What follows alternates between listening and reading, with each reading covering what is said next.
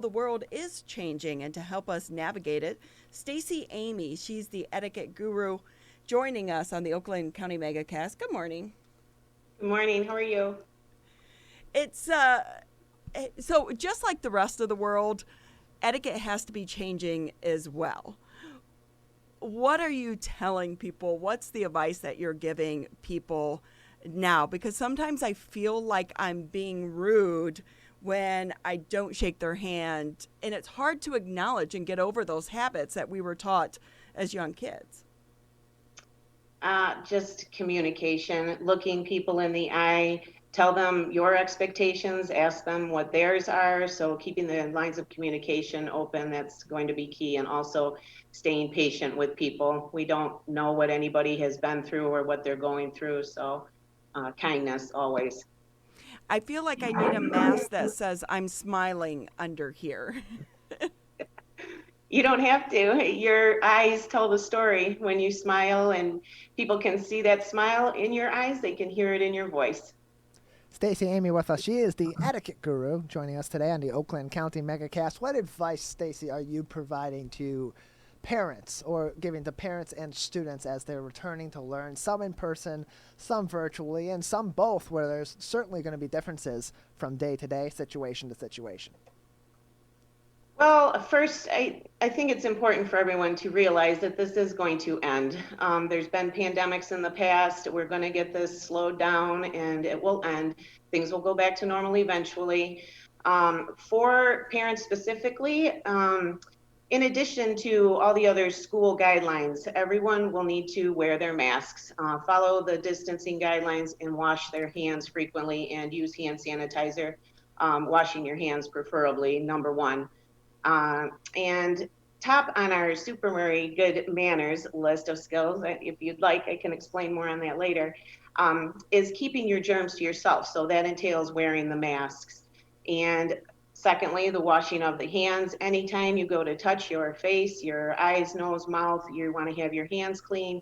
And going back to basics, getting back into the habit or getting into the habit of washing our hands before we eat and after we eat and before and after using the bathroom, even at home, every single time, no matter where we are, we want to do that. But this virus is spread by spraying and coughing droplets out into the air. And so stopping the spread into your arm, or excuse me, stopping the spray into your arm will slow down the spread of the virus, but is it the best idea? I say no, because viruses like COVID-19 live on your clothes and for hours. So again, if preferably if you can cough and sneeze into your hand or tissue and then wash your hands. So in school, in person, this is going to be very, very important, and a multifaceted approach. If schools are open for in-person classes, there are some definite, again, Supermurray manners that we will want to consider. First of all, having these rules and following these rules without complaining, that's going to be key. It's going to be very challenging, I imagine, for teachers.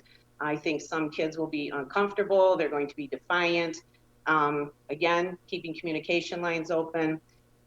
So in order to keep people safe in person, talking to kids, telling them what to anticipate and how to do things. For younger children, this is going to be difficult. So following up with them, maybe role playing at home, that will be a good idea so that they really understand what they are supposed to do.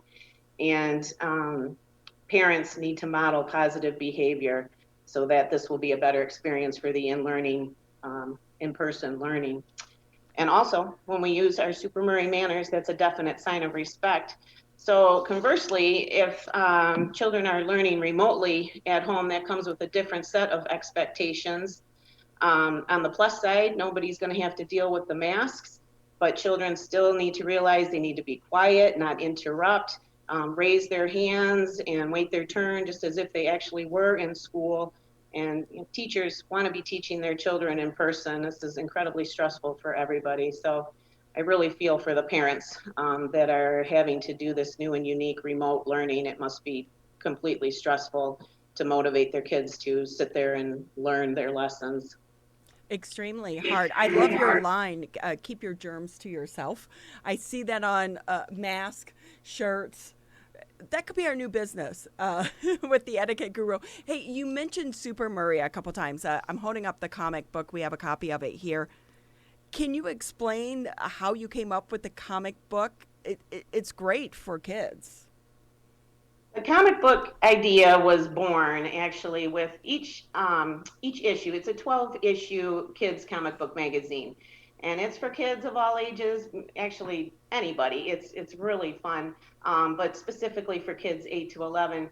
It started because my husband's family grew up with a pet raccoon, and his antics were so funny and silly. He was an especially bad-mannered little critters. So I always knew I wanted to write a book on all of those stories. And then the Murray Mag just, I don't know, it came sort of out of nowhere, but has been evolving and it's revealing itself to me. It's got so many great, fun, and interesting topics for really boys and girls. There's everything. There's puzzles and games, gardening, kids, health and fitness, poetry, new, unique sports for everyone to try. There is a page dedicated to the Etiquette Granny where she discusses an important aspect of life etiquette in each issue. And then in the centerfold, there's a comic and it's called Supermurray versus the World. And the comic itself, each issue tackles a different problem or topic for really that affects probably almost every kid growing up. But you come to learn that Supermurray is what is unique and special inside each and every one of us that we draw upon for strength and courage and good choices. And so it's become my dream to help children develop all the positive life habits and behaviors shown through this magazine, and to have each child find and cultivate their own personal Supermurray within themselves. It's a great way to connect with kids, to let them understand on their level why this matters, and to teach them in a different way. If parents are interested, how can they get a copy of the comic book? Contact me at mymurraymag@yahoo.com. How long have you been working on this? It's been burbling below the surface for a few years as far as the My Friend Murray children's chapter book goes, but I actively started working on this last July, so just over a year, and I'm working on my 4th issue, and I have a very talented illustrator, Boris Kim. He's doing all the illustrations, and he's done everything in the book. He's fabulous, so he really brings everything in my brain to life, and it's been an amazing experience for that and so much fun. Stacy Amey with us on the Oakland County MegaCast. She is the Etiquette Guru. You are also a registered nurse. How does that knowledge and your background play into your other role as the Etiquette Guru during a pandemic? I think the knowledge of knowing how the spread happens, and teaching kids, really, I've been trying to teach them for 12 years now about not using their elbow to cough and sneeze into, and how poor that looks. And it's so important now to try to contain that in our hands and wash our hands, soap and water, and the masks are so important.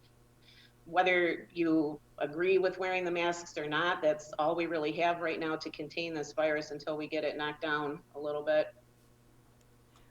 What do you want parents to know about why etiquette still matters? Why do their kids still need to learn all of these, some people would say maybe even old school rules and regulations around etiquette?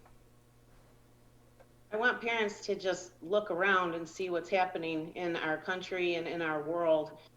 Things are very out of control, and at its very basic source, nobody is considerate, nobody is respectful, and we need to reinstate these basic skills in people, and just kindness. It's basic kindness, respect, showing that towards other human beings. I feel like people are losing that somewhere, that what's happening is there's people, people are dying because of other people's poor choices and actions, and it's just unacceptable.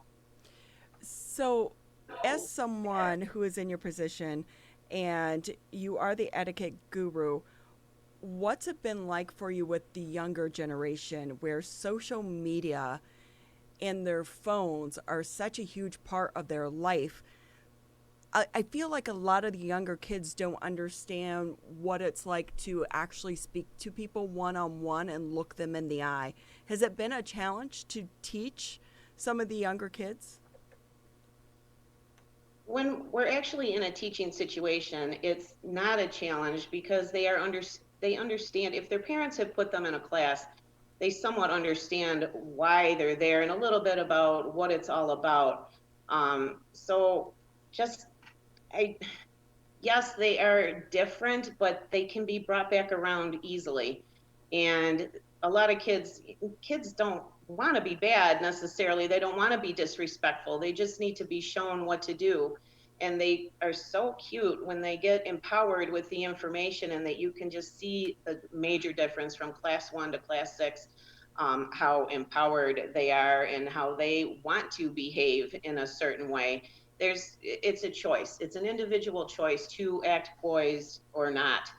And I think when they understand that it's their choice and nobody's making them do it, that it impacts their lives, whether they act a certain way or not, when they take ownership of it, they're motivated. They want to learn. And like I said, I don't think they even realize maybe how they're just kind of isolating themselves with the whole social media, environment.